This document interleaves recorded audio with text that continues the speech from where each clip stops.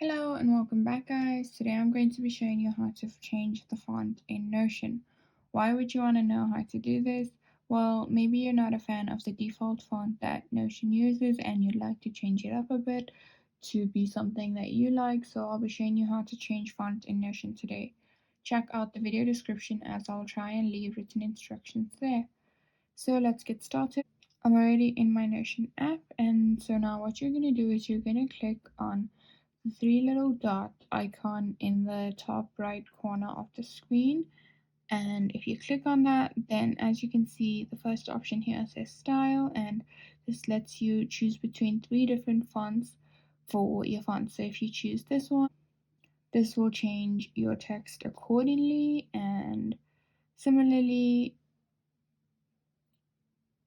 that also changes your text, and these look quite nice. So there you have it guys. If you wanted to know how to change font in Notion, this is the easiest way I know how, and if you know of another way, then leave a comment below and make sure to subscribe for more videos.